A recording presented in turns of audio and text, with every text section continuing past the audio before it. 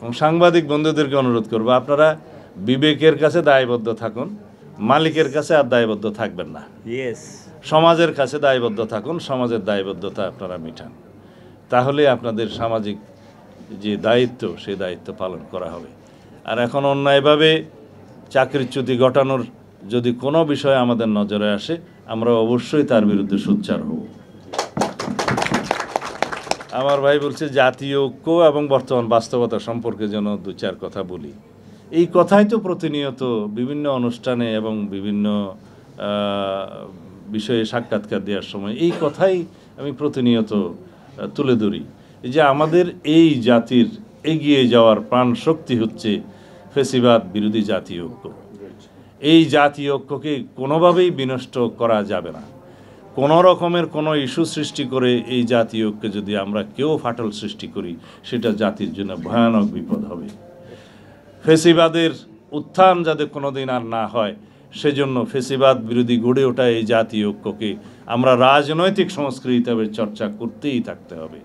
রাজনৈতিক সংস্কৃতি হিসাবে আমাদের এই জাতীয় ঐক্যের চর্চাকে আমরা সব সময় যাতে বজায় রাখতে পারি, বহাল রাখতে পারি, সেই রকম রাজনৈতিক আচার আচরণ আমাদের করতে হবে।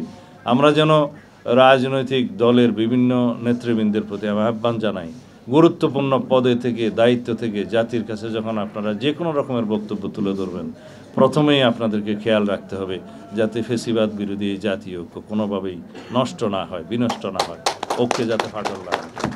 আমাদের ছাত্র বন্ধুরা বৈষম্য বিরোধী ছাত্র আন্দোলন এবং জাতীয় নাগরিক কমিটির উদ্যোগে একটি জুলাই ঘোষণাপত্র প্রণয়নের উদ্যোগ নেওয়া হয়েছিল। আমরা সেটাকে মোটামুটি ধরে নিয়েছিলাম যে সবাইকে নিয়েই আমরা একটি জায়গায় আসতে পারবো এই ঘোষণাপত্রের, এবং আমাদের দীর্ঘ আন্দোলন সংগ্রামের সমস্ত ইতিহাসকে, সমস্ত দলকে আমরা এখানে অন্তর্ভুক্ত করতে পারবো।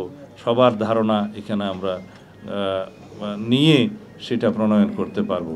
সেটার জন্য আমরা একটা ঘোষণাপত্র প্রণয়ন করেছি আমাদের দলের পক্ষ থেকে, এবং ছাত্ররা একটি ঘোষণাপত্রের খসড়া করেছেন।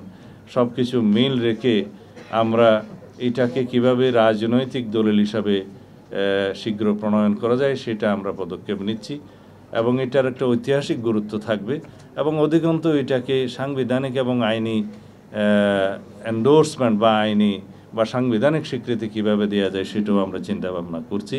সুতরাং এই বিষয়ে তাড়াহুড়ো না করার জন্য আমরা সবাইকে অনুরোধ করব, সংশ্লিষ্ট সকলকে, যেহেতু আমাদের সাথে অনেক গণতান্ত্রিক সংগ্রামের সঙ্গী আছে, আমাদের সাথে যুগপৎ আন্দোলনের সঙ্গী আছে, এবং আমাদের সমমনা অনেক রাজনৈতিক দল আছে, সবার সাথে আমরা এটা মত বিনিময় করছি।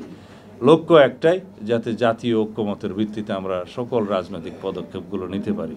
সুতরাং আজকে আমি এর বেশি কিছু না বলে সবার প্রতি আহ্বান জানাবো, আমাদের যেন এই জাতীয় ঐক্য এবং বর্তমানের মানুষের চাহিদা, বাস্তবতা সব কিছু জন আকাঙ্ক্ষাকে মিল রেখে যেন আমরা করতে পারি, এবং এই বাংলাদেশের, নতুন বাংলাদেশের, 5ই আগস্টের স্বাধীন বাংলাদেশের সবচাইতে বেশি জন আকাঙ্ক্ষা হচ্ছে ফ্যাসিবাদ বিরোধী জাতীয় ঐক্যের ভিত্তিতে যেন আমরা এই জাতিকে এগিয়ে নিয়ে যাই।